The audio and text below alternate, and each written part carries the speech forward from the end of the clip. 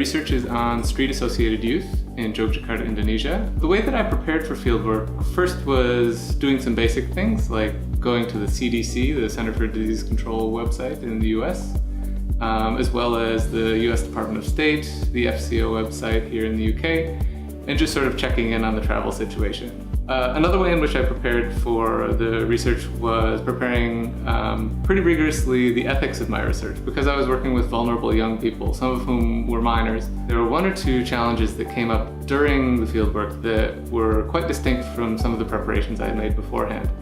I won't go into detail, but there was one ethical challenge in particular pertaining to the types of things that a young person disclosed to me that I wasn't entirely sure how to deal with. And so the two things that really carried me through that situation was one, having regular access to my supervisor here at Oxford, who was able to give me useful advice and sort of confirm my opinions about what should be done. And then similarly, I had built networks in country. I had strong relationships with a senior academic who works on similar issues to myself. And he gave me really good advice about how to locally contextualize my response. And so that having a local relationship was really important in responding to some of the unanticipated challenges of fieldwork. So the young people who I was working with in this study, definitely there is violence as a part of their lives. And some of the places that I might go during the study were, in fact, places that might not be entirely safe for me.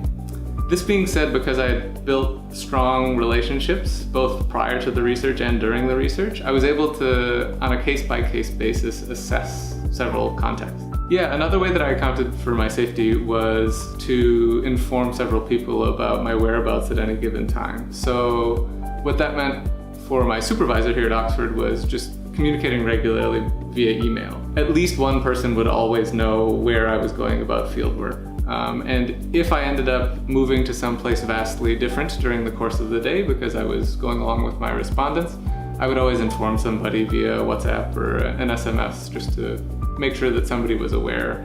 Yeah, so if one is starting a study with young people or street youth, especially qualitative research, long-term in-depth qualitative research, one of the best pieces of advice I got was to take my time. Taking my time to really let them fully understand why I was there and what I was doing was useful not only from a consent standpoint, but also from the standpoint of them really substantially buying into the project that I was doing, seeing the value in my presence in some way. In regard to mental health, returning to Oxford was a bit more of a shock than going out into the field. And so preparing yourself for reverse culture shock, returning from the field, is something that I would advocate many people do. I found that there were good and useful services at the University Counseling Center. I was actually not particularly anxious, but I went in just to get checked, and they provided me with a session or two.